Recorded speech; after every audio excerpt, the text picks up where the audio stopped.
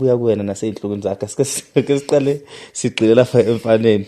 So umfana wakho uthole ama-job opportunities ahlukahlukene kwaze kwawukuthi wena sekumele ukhethe manje. Yabe maningi kakhulu futhi kwazi abekhona nje maningi. Bebefona abantu emacaleni bethi cela ngilethe into ezomfana. Hawe bakwethu.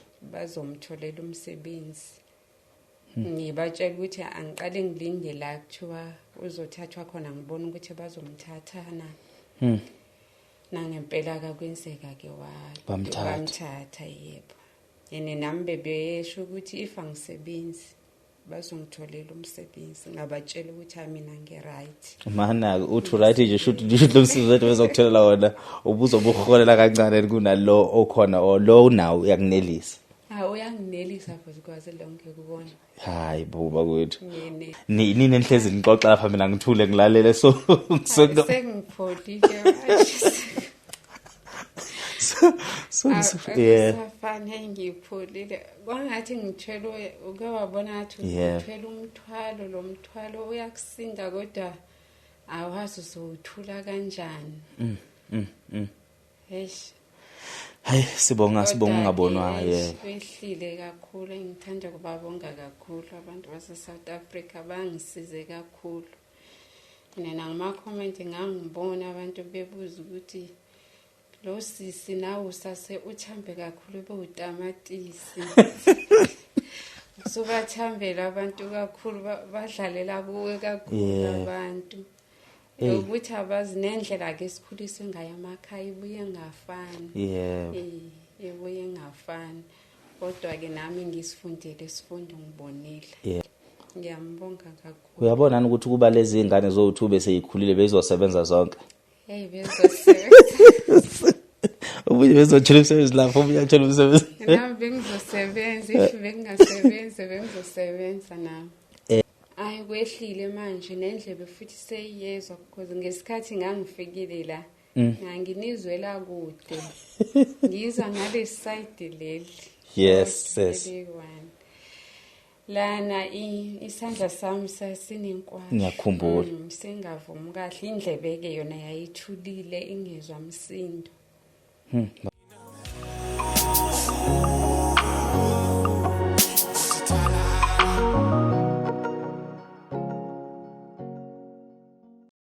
Wathi ngibingelele kababukele emakhaya sanibonani igama lami ke ngokwazi ngokansele nginibingelela lapha sekwinep podcast njengoba sinibingelela mhlambe sihlezi ke ukuthi kwesinye isikhathi abantu bayafika ukuthi sesingalithola ithuba lokuthi babize back but at the same time akukho lula ukuthi ulandelele wonke umuntu because baningi futhi abantu abasuke benenkinga kwesinye isikhathi mhlambe sesiqhubekele phambili sizama ukuthi sisize abangakasizakala mhlambe nje sesizoba nalo iqiniso la iceleni kwami ukuthi njengoba senza le podcast kukhona okhona njengamanje omlindile phandle ofike eqala even nawe kukhona futhi nozofika ngabo 1 so kuye kubenzima ukuthi mhlambe sifocus kakhulu kumuntu esithi mhlambe sikhona indima esidlalekile empilweni yakhe noma sekukhona ukuthi kuyacathuleka ukuthi ubesakha so kuye kubenzima ukuthi silandelele kodwa nisicelile ukuthi nisacela Nkosi yami ngiyacela ukuthi sinibuyisele nangu udadewethu hayi nangempela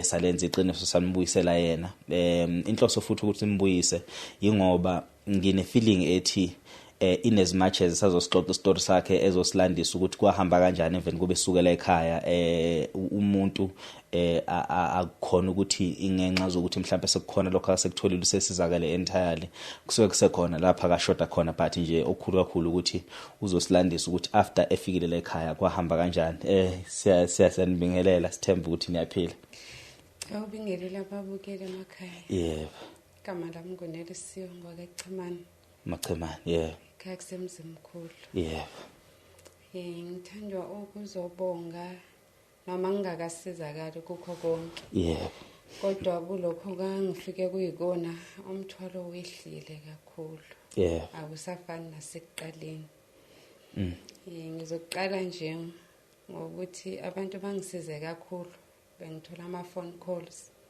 abanye bengiwhatsappela kunomama waseThekwini yena nje wangifonela wangitshela ukuthi lokho engidlule kona nayo ke wadlula kona noma kungafani nokwami kodwa nayo ke wadlula kukona. Yes. Ngithanda ukumbonga kakhulu. Ungifakelile nemali. Hawu siyabonga. Ukuthi angithenga izinto nje ezincane ukuthi ngiphole. Nomunye usisi waseThekwini angamentionanga ukuthi baningi kakhulu ayoba kwethu. Sebengisize kakhulu kwehlile ngitholile abangani ngathola uma ngathola usisi. So bakhona abanye usisi uthe uhlala khona la ePhosphorus. Ebefuna ukuyisiza ingane ngokomsebenzi kakhulu. Ebengifonela every day. Bathi ke ngamandla kaNkulunkulu kunobaba wasePitoli okwazile ukuthi umfana amsize. Useyasebenza. Maye babo. Utholile umsebenzi uyasebenza. Wagcina ethola kuphi kuyona security le ayenayo noma wamthola kwenye indawo? Hayi because akatholanga ku-security uthole enkampanini amfakile. Hawu. Yebo. Useyasebenza manje. Yebo kwethu. Ubezosizakala cause labo sisi omunye ngangifunda naye high school. Ubethe uzomsiza nge-security naye. Bethe mayingatholi ucela ngilethe izinto zakhe. Nosisi lo wayetshelile imanager yakhe. Ngithanda ukubabonga kakhulu bonke nibaningi kakhulu. So kwagcina kwaqhamuka asicela ngiyabuya kuwena naseyinhlokweni zakhe sike siqale sigcile lapha emfaneni. So umfana wakho uthole ama-job opportunities ahlukahlukene kwaze ukuthi wena sekumele ukhethe manje. Abimaningi kakhulu futhi kwazi abekhona nje maningi. Bebefona abantu emacaleni bethi cela ngilethe into ezomfana. Hawe bakwethu.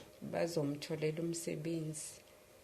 Ngibatshela ukuthi angiqale ngilinde la kuthiwa uzothathwa khona ngibona ukuthi bazomthathana. Nangempela akakwenzeka ke bamthatha yebo. Yena nami bebesho ukuthi if angisebenzi bazongitholela umsebenzi ngabatshela ukuthi mina ngi-right. Mana uthi right nje shoot lo msebenzi wethu bezokutholela wona ubuzobuholela kancane kunalo okhona lo nawo uyakunelisa. Uyanginelisa futhi kwaze lonke kubona. Hayi buba kwethu. Ngenele. So kuba ungasebenzi ngabe nje nawe futhi uyasebenza. Nami ngava ngiyasebenza manje ngabe umsebenzi sengutholile. Siyakhumbula uma ufika la mhlawumbe abanye uzoyikhumbula ezinye izinto but ezinye izinto ngizokubuza because ngikhumbula sonke istory yabona. Mhlawumbe asike siqale unenkinga yendlebe ngiyezwa mangilungisa la ama microphone ukuthi hayi nendlebe engazuthi. So awuxoxe ngesimo sokuzwa ngazuthi ushawe stroke yonke le nto leyo njengamanje kuzona zonke lezo nhlungu uzizwa kanjani? Kwehlile manje nendlebe futhi seyiyezwa because ngesikhathi ngangifikile la nginizwela kude. Ngizwa ngale side leli. Yes. Lana isandla sami sasinenkwasha. Ngiyakhumbula. Sengavumi kahle indlebe ke yona yayithulile ingezwa umsindo. Bakwethu. But since ngisukela ngathola nalama calls ebengiwathola. Abantu bekukhansela. Ngikhansela abantu. Baningi kakhulu baningi. Ngiyabonga nje kakhulu baningi kakhulu angazi ukuthi ngabonga kanjani. Thanda ukubonga nani kakhulu futhi ukwazi nimsese kakhulu. Hawuba kwethu. Bengitshela izeluleke lozo ongitshela zona ukuthi ngihlale kuzona ngingasuki kuzona izona ezongisiza kakhulu. Uyazi ke sengiphatheka kabi ukuthi utho ngizwela kude ngithi ayisho nalezi zaluleko zageja bakwethu ayifika ke mandlebe. Ngithi mina lezaluleko ayizageja ukuthi wakuzwela kude cha. Siyabonga nathi kakhulu. Sibonga nje ukuthi mhlambe uphinde uziphi isikhathi sokuthi ubuye. Kahle ukubuya kwakho akukhona ukuthi ubuye nje. Wangenzela voice note maybe in 3 days iphumile podcast. Wangenzela voice note wathi ngane yakwethu ngiyabonga kakhulu kungena ama calls left and right ngithola abantu be counseling wangibalela ukuthi khona baseThekwini khona base Pietermaritzburg wangitshela ngomama wakufonela lokho mfana ikhona ke lokho ngize ngathi hayi cha siyacela ukuthi ukubuye because ababukeli bayademanda noma bayacela ukuthi ubuye kanti futhi kwakunezinto ezazingama consent mina ngazi noma wabheka nama comment abanye bethi ay usise ngazuthi usenalo uthando le ndoda kahle akaphumi Ngangawabona futhi ama-comment besho ukuthi angathi ngisenalo uthando lwakhe. Abazi ukuthi yes ngiyafuna ukumxolela kwenze ukuthi kuzoxola nami. Nothi ukuthi ngimxolelela ukuthi abuye empilweni yami. Hayi impilo yami ngiyambonga ngaqhubeka nempilo yakhe. Ngi-right khona wazathi hayi kuyacaca le ndoda ukuthi mengase nje isha icall ichaza kahle istory. Bengwafunda ukuthi bathi abazi mina ngaphakathi ukuthi kunjani. Mina ngangithi mhlambe ngizama ukuthi nothi ukuthi ngisondela kena but abe khona empilweni yezingane. Yebo ngangithi ngimsondezela lokuthi abe khona empilweni yezingane but ngiyabona ukuthi akafuni vele ukuba khona empilweni yezingane. Akayithandi ukuthi asondele empilweni yezingane zakhe. Enye into mhlambe esingathinta kuyona cause lezi ndaba masuke siyixoxa ithinta ama families machemana. Ikakhulukazi sathinta ama families awu3 ngalolu yasuku. Ngizokukhumbuza ke sathinta ifamily yasekhaya kini, sathinta ifamily yala oganele khona, sasesithinta ifamily yala umfana wakho akagcina ekhulilisa khona. Mhlamba siqale ngasekhaya. Ekhaya bathini mabebuka lenkulumo kwaba mangaza noma kwase kuyinto vele ababeyazi ebhekene nawe noma kwaba ukuthi kodwa nganethu awuqali ngani ukukhulume nathi ifika kanjani indaba ku TV? Ibe nabo kubamangaza ukuthi kanti ngisalimele kangaka. Bebetshela ukuthi bona sekupholile. Bebengazi ukuthi kanti ngisalimele kangaka. Ngaba nalo ukuthi bengingasafuni ukubahlupha kakhulu. Sekukuningi abangenzele kona. Seyiningi support abanginikeze yona. Bese ngingasafuni ukuthi ngibahluphe. Bese ngifuna ukuthi nami ngihile mina ke manje. Ngoba bekunzima kakhulu. Yes abosisi bamangisupport kakhulu nabo bhuti bami. Nje ifamily yasekhaya yonke eyangisupporta kakhulu. Ngoze mengaba ngifunile ngasho ukuthi kusoso isupport banginikeza kakhulu. But le game bengingasafuna ukubahlupha kakhulu. Bese kuukuthi nawe ufisa ukuthi uyitholele indlela yakho ukuthi uyipholele. Ukuthi ngiphole nami ngikwazi ukuthi ngiphume kulento engibhekene nayo. Uyazi ukuthi ngizophinda ngibuze futhi lo mbuzo because bekumbuzo ama families awu3 kodwa ngisabuze ngayodwa. Uyazi ukuthi mawuse ufuna ukusizakala wena ngaphakathi lento ibhekene even nombukele ekhaya. Mawuse ufuna ukusizakala ngaphakathi uyasuka esixukwini ngoba isixuku sinomsindo. Khuphuke lentabeni ube wedwa. Uyokwazi ukuthi ucommunicate nalo esingamaziyo wasidala. Ukhulume naye, ukhuluma naye uwedwa kungenamsindo. Uzokuzwa mase uzila ezinye izinto ezikujabulisayo. Uzile izinto ezithandwa inyama ukuze kuzolapheka umphefumulo. Uma usuyithathile lo journey spiritually noma umoya wakho uyakholela endaweni yokuphila. Ukuthi ukuhamba uzufike la kwi-podcast mina angikwazi kakhulu kodwa ngokwe personality yakho ngihlonipha kakhulu. Ngifuna ukukwazisa lokho ngikuhlonipha kakhulu and ngiyazi ukuthi futhi you were meant for greatness empilweni yakho. Usisohloniphekile noma ngathi umama uhloniphekile ngendlela ukuthi akajwayeleki even nakapi. Siyadlala ke thina nabantu mebefikile la ku podcast sibahlekisa ngaze ngabatshela ababukeli ngathi hey ngithema ngena nje eminyango mangingena umuntu ngivele ngimbone smile mangiqhamuka kodwa nje wena ngakubona ukuthi uyabona ukuba kuya ngawe ngabe nje uyasikhihla kwasililo okanye ushaya umuntu kwakhona ngaleso sikhathi. But iqiniso ukuthi after sesikhulumile nawe kwaba khona nami ukusuka evinikimi and ukukhuluma kwami nokuthi ufike ngifuna ukukutshela ukuthi akulapheka ngawena wedwa. Kwalapheka nami uqobo kwalapheka ababukela abayizinkulungwane. I-podcast yakho yabukwa abantu abaningi eSouth Africa. Angiyazi iMoses Mabhida egcwaliswa abantu abangaki kodwa sikhuluma ngabantu aba more than 40,000 abakubukile. suthi uyabona ukuthi abantu abawu-40,000 ngestory sakho ukwazile ukuthi ushintshe impilo zabo ngenkulumo engase ngabe sengiyikhuluma kuwena ngase ngiphendula abantu abayizinkulungwane baze South Africa ababebukela podcast yakho ngisakhuluma ngo-YouTube sayithatha sayifaka na ku-Facebook ku-Facebook ke wabuka abantu abangaphezulu kwa-500,000 kuyoshaya kwi-million which means wena kunabantu abangaphezulu ku-500,000 kuyoshaya kwi-million ababebukele lenkulumo owayikhuluma wakwazi ukulapha abantu kwesinye isikhathi ke ubhlungu esibhekene nabo kusuke kungabona ukuthi buzolimaza thina kuphela kodwa kusuke kukhona lapho buzofike bube umanyolo buvundise bulaphe nezindawo ezinye isuke emoshakele kodwa nje bengifisa ukuthi ngikucacise lokho kuleyo ndawana ukuthi ifamily wongakhuluma nayo kodwa kwakumele usuke kuyona ukwazi ukuthi uyitholele wena usizo ngokuholela umphefumulo wakho la uzosizakala khona ngiyazi ababukele emakhaya umama lo waseThekwini ngiyaxolisa nje ukuthi igama mhlawumbe nawo usulikhohliwe angeke ngikufaka kwisport ngithi zama ukumkhumbula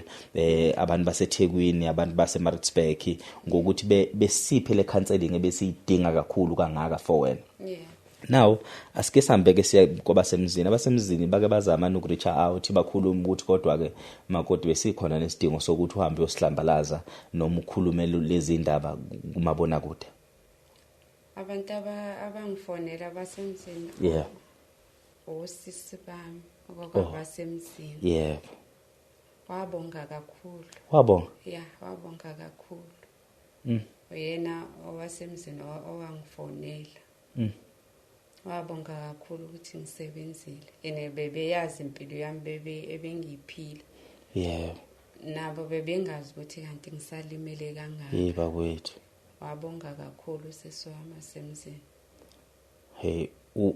ubaba kamfana nombaba weingane akaza reach out since akazi nomunye futhi umakoti engangigane naye wayehlele ngisupporta ngaso sonke isikhathi ngithanda ukumbonga kakhulu namanje wabonga naye kakhulu yazi into engichaza ngayo Machemane ukuthi inkulumo zakhe asinalo udaka akekho umuntu wamkhuluma kabi wawukhuluma udaba lwakho nomuntu eqondene nayo lenkulumo wayithinteka angeke aphatheke kabi ukunokuthi aphatheke kabi engathola iqiniso lokuthi walimala kangakanani kodwa nami ngagcina ngakhuluma sengeqisa ngikhulunyiswa ukucasuka ngicasulo ubaba lo wakuhlawulisa ingane wakufihlisa ingane ngakhuluma ngaze ngeqe nami ngiyaxolisa kulo baba Nkosi yami engingamazi kodwa nginethemba futhi na ukuthi ayikufaka ngenkingeni awekho ama calls owathola from lapho awekho ngawathola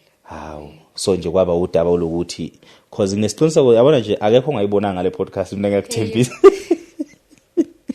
baningi kakhulu futhi kwazi abantu baningi abanye abase primary abanye abase high school abanye abase college usisi engifunda naye high school bengasamazi bese ngamkhohlwa nokumkhohlwa khona la eGoli uNkulunkulu wami ungisize kakhulu naye ungisize kakhulu wawufunda naye yebo ngangifunda naye bethe umfana futhi uzomzamela umsebenzi madodana bethe uzomzamela ifaka utholo bethe ngize ngimtshela ngiyambonga kakhulu uyabona ukuthi kuba lezi ingane zowu2 bese yikhulile bezosebenza zonke bezosebenza ubuye bezothola umsebenzi lapho ubuye athola umsebenzi nami bengizosebenza bengingasebenza bengizosebenza nami ngokomoya ke cause njengoba sike sayisho sathi ukhathaza kakhulu emoyeni and abantu abaningi babe nefear yokuthi kungenzeka ucommit suicide ngicabanga ukuthi mhlawumbe lawo magama mawukuthi awakhiphanga ayibonakala ebusweni bakho ngokwasemoyeni nokulimala kwakho kukuphi manje process yakhona ukuphola kwakho nahamba kanjani I know ukuthi izinto lezi ezithatha step by step kwenzakala nje ngamanye mangase kuthi uchaza nje isimo senhliziyo yakho injabulo yonke into ekhona enhlizweni yakho njengamanje isimo sakho sinjani isimo manje sesingcono kakhulu futhi kwazi akusafani noma kungakakehli konke kodwa usafani ngoba komuntu obesethanda ukuhlala endlini noma ngaba angikho kaMlungu bengivala nje endlini ngihlala usuku lonke bengingaphumi bengihleli ngumuntu osehlele endlini noma bengicabanga ukuyovashela obhuti bami bakhona around la eGoli kodwa bengiba nale nto nje ngathi ngangakhulumi namuntu ngihlale ngithule endlini ngingakhulumi namuntu. But since ngizile la ngithola nalabantu engikhuluma nabo bayangitshela ukuthi angibe umuntu ozawukhona ukuthi ngikwazi ukuphumela ngaphandle. Yaba wethu. Noma kona kungakabi lula ngaloyo ndlela leyo, kodwa kwehlile umthwalo obomkhulu kakhulu. Bengize ngibona ukuthi ngelinye ilanga bayothi ngikhona endlini kanti angisekho. Bawethu. Ngendlela indlela bengicabanga ngakhona. Beku over kakhulu. Uma kungathiwa mhlambe uadvise umuntu obebhekene nenkinga efanayo esebumnyameni lobona kade ukubona okwenza ukuthi nawe uzogcina usurvive wafika ekutheni ungayithathela impilo yakho, ungathini kulowo muntu lo, ikuphi wena okwenzile ngaphandle ukuthi uze lapha kwi-podcast, yiziphi ezinye izinto ocabanga ukuthi mhlambe zikusize kakhulu ekutheni ukwazi ukuphuma kulobo mnyama? Ukukhuluma kuyasiza. Nozokhuluma uyakwazi ukuthi usizakale. Mina ngulo muntu okushuthi uvalela kakhulu izinto ngaphakathi mina nokuzitshela ukuthi ngifuna yonke into isolveke. Akufuneki ukuthi yonke into uzitshela ukuthi izokwenzakala ngalesikhathi ofuna ngaso. Kufuneka wazi ukuthi ezinye izinto uziyeke ngokuzingalungile.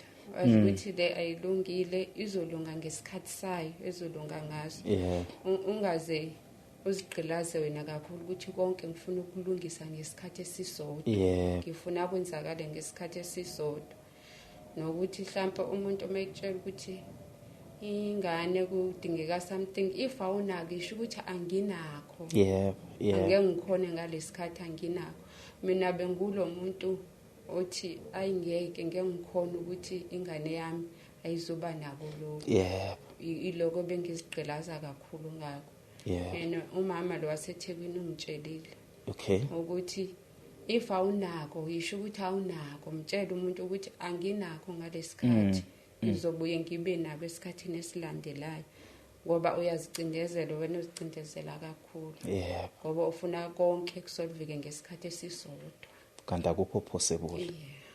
Kanti futhi nami ngaphinda ngayiveza leyo ndaba yavezwa umama waseThekwini ukuthi wena lapha emhlabeni ongezile ukuzoba uNkulunkulu, angeke uyilungise zonke izinto ngesikhathi esisodwa. Okunye kunezinto ezino, yabona umbukele ekhaya kumele ayiqonde lento, kunezinto ezinokuba ngaphezulu kwamandla ethu zibe ngaphezulu kokwazi kwethu. Kodwa izinto ukuthi singaphezulu kokwazi kwethu akumenzi owasidalayo ukuthi engazi ukuthi engayilungisa kanjani inkinga ethile. Uyabona mosaphila emhlabeni usakwazi ukuthi uvuke ekseni ubone ilanga. Isibusiso sokuqala leso sokuthi Nkosi uphinde wangikhetha ngaba abanye obapha leli thuba lokukhanyiselwa empilweni. Ezinye zezinto ezisuke ziza nesinde emahlombe akho kumele uzame ukuyibalekela njengomuntu. Ngiyabubalekela ubuhlungu. Ababukeli banokuthi njoba nje kwazi uhlezi uhleli uxoxa nabantu abafika nezinkinga abafika nobuhlungu. Ngizohlambuluka namhlanje ukuthi mina ngiyabuza ubuhlungu ngumuntu ozwelayo. Izizathu ukuthi ngivule le podcast yayiyodwa nje inkinga yami. Mhlawumbe zazimbili kodwa ejule kakhulu kwakule engaphakathi kimi engizoyichaza, kodwa ngiqeda ukurealize ngithintwe usisi wasenkandla esibhudeni, yabo.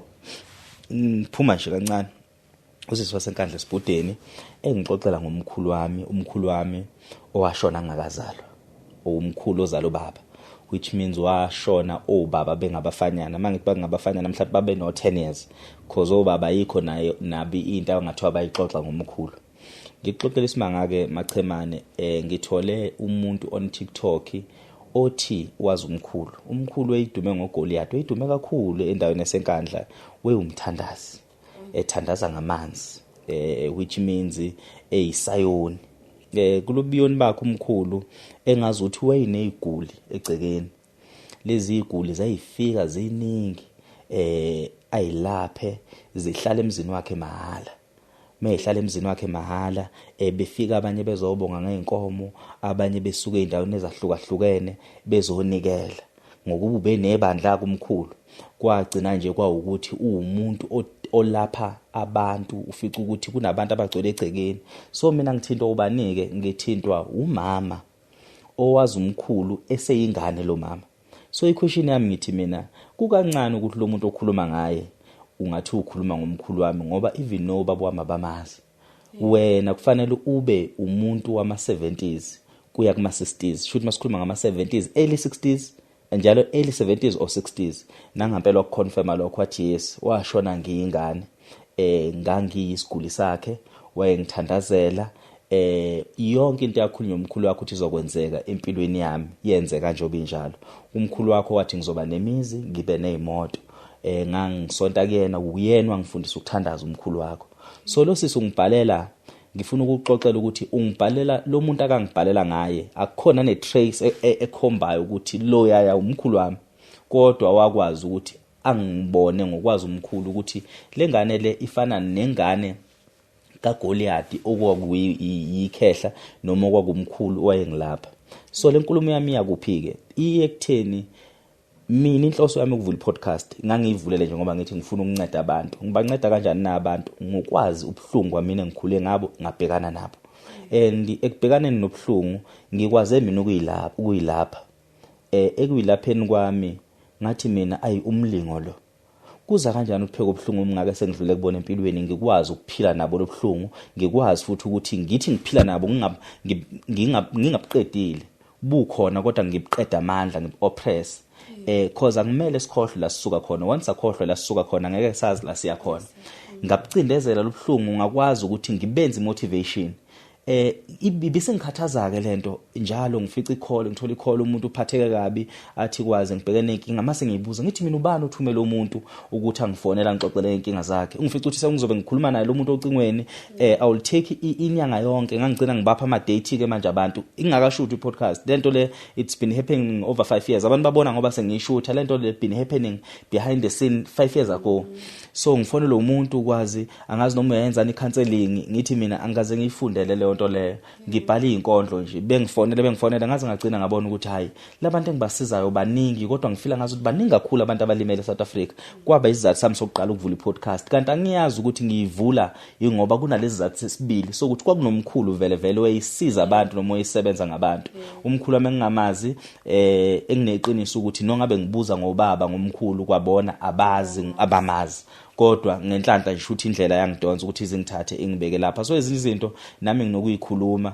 ngingazazi ukuthi ngiyithathaphi kunokufika umuntu lapha amachemane ekhuluma ngokugula kwakhe nami engingakwazi angeke ngiqamba mangithi kunezwelisuke likhuluma kodwa mina ngivele ngivula umlomo ezinye izinto ngiyibone nami seyibhutshu sithi babaza sibuka nani nibabaza ukuthi hayi wazi ukukhuluma ukwazi nami ngibabaza ukuthi hayi lenkulumo nje sengiyikhuluma la akusiyona yami sake sakhuluma inkulumo la ongekho sishutha omunye usisi abanye usisaba uthiwe nginequality bazophuma maduzane yathi team lento obusuyikhuluma la bese ngase wena obukhuluma so ngifisa baza babukele emakhaya ukuthi ukuvula le platform nganginganazi inhloso ejulile and ngifisa ukuqinisekisa ukuthi ayikho imali engako ngokwenza le podcast and asiskema abantu akukho la sikhipha khona account yethu sithi akufakwe imali ifakelwe thina because sisiza abantu but le platform isiza abantu ngokwanele ukuthi njoba usuqhamukile wazokufakazisa lokho ukuthi ayikho imali esiyifune kuwena ayikho futhi imali ethi ingene kuthina yasiya kuwena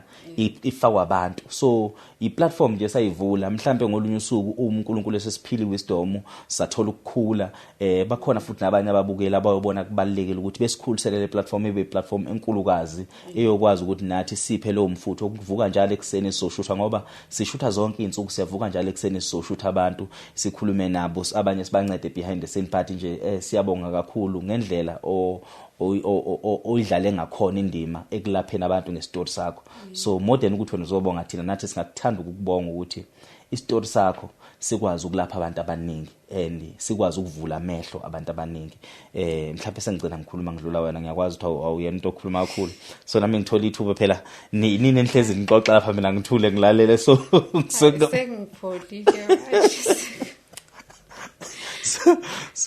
yeah. Safane ngipholile. Kwangathi ngithwele uke wabona ngathi uthwele umthwalo lo mthwalo uyakusinda kodwa awazi uzothula kanjani. Eish.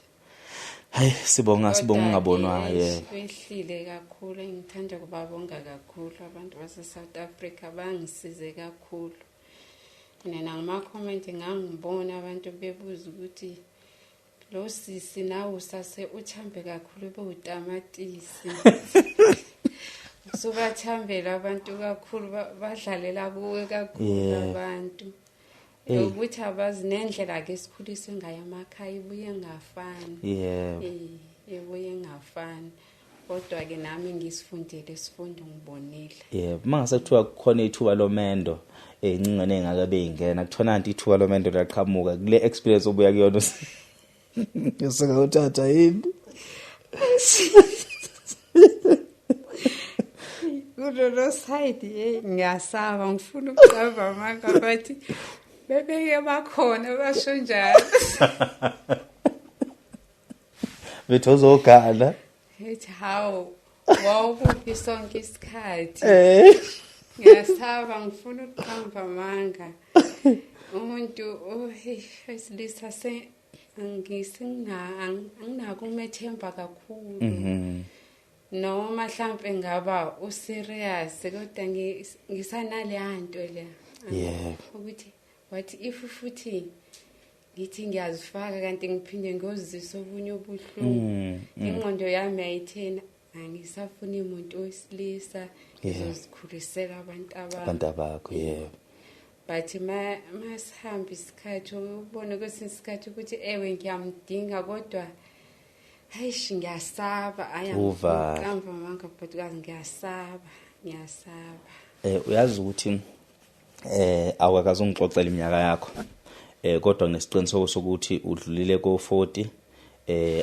amabomba akhabheke lapha ko 50 or usufikile ku 50 mhlambe idlule kancane kodwa cha ko 60 kusekude kabi ukufika kubona kodwa shuthi unganeno ngoba uyabona nje impela between 40 kuya lapha ku 50 noma kwagamanqa noma ngayimention ngakulungela ayikho relevant nalenkulumo engizoyikhuluma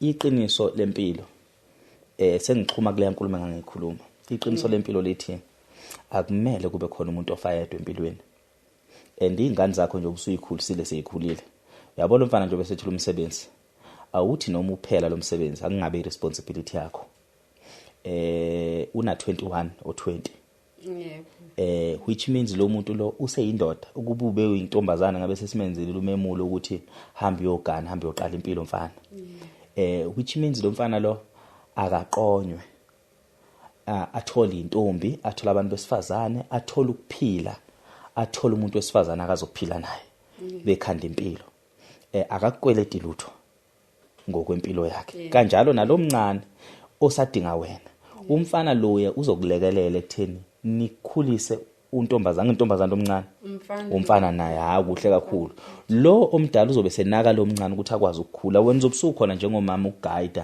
ukuthi okungabafanyana bakho ukugcina kuba yilento ofisa ukuthi kube yiyo khona egcineni ugqugquzela umotivate kulokho okuncane nalo ulokhu umupha nje imfundiso kuba ukuthi sekuthi niyabonisana naye empilweni kodwa usephumile esigabeni sokutetwa nokugonwa usefana njengenkunzi yenkomo esifohla ibaza abantu so osekwenzakala empilweni yakho it's not your responsibility the only time uzobe responsibility kuyobe usuku la kuthiwa uyashadelwa kudinga wena njengomama uvele uzombeswa ukekeze nangosuku kuthiwa ushonile kumele umqokele inzila ikhathe ezimbili kuphela lapho uyovela khona okube kufunakala khona njengoma wakhe kwezinye izinto awufunakala nongabe uboshiwe akukho la kuthiwa khona sifuna uma wakhe mayise bemthathe nje bamvala lapha ejele use responsibility ya correctional service awusahlangene ungaya mofuna ukumbona umuthando ukumbona ngokuba akuwena umthumeli ukuthi akagile imkhuba noma akagcine ephelela kule ndawo kodwa ngoba uma une support ungakulandelela ubheke mina ngase kuthungene kuzona inkingeni kodwa ungakuthathi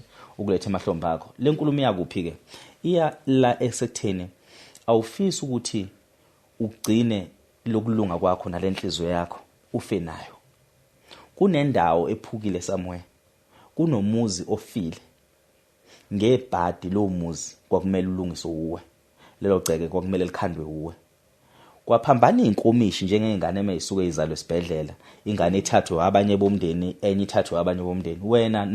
Wena kwakumele uhambe uyogana kwenye indawo. Kwaphambana ingane ekuzalekeni kwazo, wathathwa umzalo wrong, wayokufaka egcekeni lakhe la ungabhilongi khona. Kwathathwa okwakumele ayogana la ugane khona, waganiswa mhlawumbe la kwakumele wena ugane khona. Lo muzi lo kwakumele ugane khona namanje usebroken. Udinga umuntu wesifazane ekuphileni kwakho ungakafi, ufune lo muzi, lifune lelo khaya. Lelo khaya kungaba isiqu somuntu wesilisa, lelo khaya ngayikhaya ngempela le indonga, kodwa lifune lelo khaya uyolithola. Unga give up entirely. Ziphi isikhathi sokuphola, ziphi isikhathi sokuthi ube right, ziphi isikhathi sokuunderstand, ziphi isikhathi sokuthi ufunane empilweni. Uzomfica naye egugile naye, angeke usathola umfana omncane. Uzomfica naye egugile kade zazimlumi izinja lapha endleleni. Uyobe fana njengonogwaja onenhlanhla kade zowubamba zowuyekela. Uyobe sefika kuwena ukuthi esethi hawu kodwa ukuphi machemane endleleni yokufuna wena ngize ngathola nazi ingane ezinhlanu ezo5. Sengidivorce kathathu, sengishonelwe unkosikazi. Mase uyamtshela ukuthi hawu nami ohamboni lami nakho la ngibuya khona sengaze ngathola abafana ababili. Mhlawumbe kwakomele kuba bakho labafana kuukuthi asingatholani. Kodwa ke nazi ingane ekhona azishodi ngoba bazinobaba wazo. Imina nje kuphela ngumachemane oshoda ngekhaya ukuthi ngizokukhulisela ngilungise leli khaya lakho. Mhlawumbe kwanzalo leyo kwakumele ngiyiphe wena mhlawumbe ayisekho. Kodwa umoya wami nesiqu sami sengalivusa ikhaya. Ukhona lo muzi, ukhona miningi imndeni ebroken ixoxile isimanga. Zidinga abantu besifazane abalungile abazofika nespirit abesiklini befike belungise kuqonda. Ngiyakutshela esinye sesibusiso leso uhamba naso. So ungezwe ngumuntu ethi hey umshado wawugejile ingoba vele wawubona nawe deep down ukuthi wena wawudalela ukulungisa izimo eziphukile. Kungakulahlekeli ke lokho.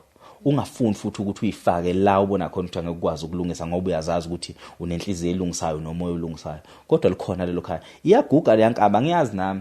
Iyaguga le khona nayo ihamba icinga iqeda nje ukujolelwa mhlawumbe iqeda ukujolela ingane na 29 yathi izama ukugana inayo isibonile ukuthi le ndaba ukuthi kulo ngilandla ingane ayisangisebenzeli ke manje angihambe ngiyofuna lo okwakuye kahle kakudalelwela. So leyo nto leyo ungayilahli. Akekho umuntu uNkulunkulu akamdalela ukuthi akangabi nayo sense of belonging. Iyoqhamuka leyo belonging futhi nawe ungalibaleke leyo nto leyo. Futhi uyobona kakhulu ubuhlungu baleyo nto izingane zakho uyibona ezishada ziganwa ngoba njoba nawe ulapha eGoli uyadinga ukuthi uphindele emuva ekhaya. La uzophindela khona ekhaya ube ukuthi unekhehlana eniyovalana nalamehlo zithi ingane seyisambile zawoqala impilo zazo nawe kodwa uyazazi ukuthi hayi ngiresponsibility kasibanibani iresponsibility yami. Asibaze kabazali ekhaya bawophila isikhathi singakanani bekugadile nawe uyafisa kodwa ukuthi ekuphileni kwakho ungabe umthwalo lezi ingane. So nje ungayivaleli ngaphandle futhi nje mina ngeke ngujaje. Noma ngangifonela hayibo wekwazi sekukhona ngimtholile ngisacela ungibhekelele ukuthi ulungile yini. Awuzombona hawu ngeza ngigijima ngimbingelela hawu nisaphila baba usikhona hawu uma wami njalo lo noma udadewethu njalo lo uze kungalokuthi udlale ngaye uma nceba lo muntu. So ngiyakufisela futhi engingazi ukuthi kungenzeka ngoba your greatness ibe isibonelo esikhulu ekubekezeleni kwabanye abantu besifazane ababhekana nenkinga emzini. Kodwa ukubekezela kwakho kwakudlulele kwasho ukuthi ubekezele endaweni ongamele ubekezele kuyona. Yes wabekezela endaweni wrong. Mina nje ngam appreciate impela umakoti ongathiwa yabona nje bene character efana neyakho ayithulele nje athi uNkulunkulu wami ngithi athi mase mina ngiyayibuyisa ngithi ayi mama ngiyaxolisa mase mina ngiyibuyisa ngithi mama mina ngiyaxolisa mase yangixolela ngithi hawu kodwa ufuna ngikwenzeleni hawu kodwa ngingalungisa kanjani hawu kodwa ngingakuphekela hawu kodwa bakwethu ngathi senguphulile inhliziyo ngenza njani ukuthi kulunge. Ungathi ukuthi mengibekezelele ngiphinde futhi ngimgqibe ngimbulale. Yabona nje wonke umuntu wesilisa uyamfuna umuntu wesifazane abasakhandwa abafana nawe. Abasakhanda sebeyashoda. So nje yabona nje hawu nami ngiphethe masethi yabekezela. Asibafuni abantu besifazana sebemotivate ngokuthi ningabekezeli. Abangabekezeli abantu endaweni erongo. Abantu ababekezele la abafunakala khona. Ngaze ngathi mina uyabona uma umuntu wesifazane siyashaya isikhathi sokuthi uma ungena ebudlelwaneni zi-understand ukuthi nawe uyisiqu sakho umuntu ngaphandle kwendoda noma ngaphandle kwalo mshado ongene kona. So akuthi noma kufa emshadweni kodwa wena uzazi ukuthi awufile. So kubalekile ukuthi ungazilahlekeli wena ngesikhathi usihlanganisa nokuthi manje senisebudlalweni nomuntu othile. Lo muntu osebudlalweni nawe akathandane nawe uthandane nawe uwedwa. Ukwazi ukuhlukanisa ukuthi makulimala lapho ukwazi ukuthi wena awulimele usazithola. Uphinde futhi ukuthi makulimala lapha kwena umshado ube yinto ekumisayo. Uthi mulimala wena uwedwa umshado kube yinto ekumisayo. So abantu besifazane bayidinga leyo nto leyo ukuthi uma uzogana usukungazili ukuzogana ukuthi manje uzogana isiqu sendoda. Usukuzogana ikhaya ilento wayenza kusho nje ikhaya koliganile yabo kwakunje. Yes kwangalona. And futhi ke umyeni wakho ukuba unamanje sabekezela ekhaya ube mhlawumbe besazobuya after 10 years esebuye eseshawe istroke naye sekumele umphiphi. So nje hayi wenze kahle waphuma Nkosi yami sikufisela inhlanhla kukhona konke okufisayo. Mhlawumbe futhi akho ukugcina ungaqhuquzela makukhona la kusashota khona noma la usathi khona cha usalifuna usizo. Nami futhi ngiyaqhuquzela ukuthi uma kusekhona umuntu ongayibonanga le podcast yokuqala kahambe ubuka le podcast yokuqala mase yabuya azobuka le nangu usekhona uMachemane useGoli nongabe umuntu othi yena ufuna ukumkhipha ayomdlisa out for idina kuba abantu besifazane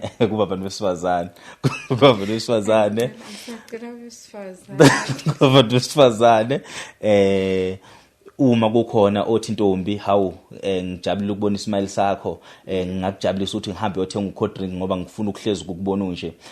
Abantu bengayeki ukufonela bekulandelele kodwa bengafonela ukuthi basafonela nje ukuthi badlala kodwa bafonele ekutheni hawu dadwethu siyaluza udaba lakho bekuphe lo support ungalahlekelwa ungaphelelwa abantu abazokupha le support empilweni yakho. So siyacela nje kakhulu uma kukhona futhi oqhamuka nomsebenzi ongamgudluza kulo msebenzi wakhe kwamina engingawazi lo msebenzi wakhe uthi imuphi lo akangafuni ukuyeka mabefuna umuphi umsebenzi makukhona umuntu ongathi mina ngizokunika umsebenzi othi ukuhlupheka empilweni yakho yokuzwa ngendaba awuze lo msebenzi angithi unawo wagcina ukwenze njani waphuma angithi waphuma primary wangena high school waphuma high school wagcina wase college. College waphelela kuphi? College ngasalela izifundo ezimbini. Ngale simanga sokuthi kwaseGulumkhulu kangasakhona ukuqedela kodwa ngamenza level 1 level 2 level 3 level 4. Ngaqala ku level 2 level 3 level 4 kuse FET. Yebo ngangenzile office admin. How yabona shuthi nje mangase kuthiwa qhamuka umuntu othi intombi awungena ema-officeini usengakwazi ukukhumbuzeka kungenzeka cha ungawamukela uma ngase nje qha umuntu othi umsebenzi simkhipha kulwaka wenzayo senibe senixoxa ucingene kubuza ukuthi wenza umsebenzi imoni kahle uyobusumxoxela umuntu ukuthi hayi ngenza umsebenzi othile uthole elinye ithuba futhi sibone ukuthi impilo ihamba kanjani. Mhlambe nawe lokho lokugcina sibonga kubabukeli mase savalelisa. Ngithanda ukubonga kakhulu kubabukeli. Ngithanda ukubonga kakhulu kubo bonke laba abangifonelayo. Yebo ngisalidinga usizo. Osanalo osangangisiza ngisidinga for i-counseling. Kodwa ngithanda ukubonga kakhulu. Sisase Maritzburg abaseThekwini abakhona la eGoli. Ngiyabonga kakhulu. Nosikhona usisi waseMpumalanga wathi uMrs Mabuza. Bakwethu. Yebo. Ngiyabonga kakhulu nakuyena. Hayi bakwethu. Ngikhuluma nabo every day. Ngiyabonga kakhulu. Cha. Siyabonga kakhulu babukeli bethu emakhaya. Nibe nobusuku obuhle nisale kahle.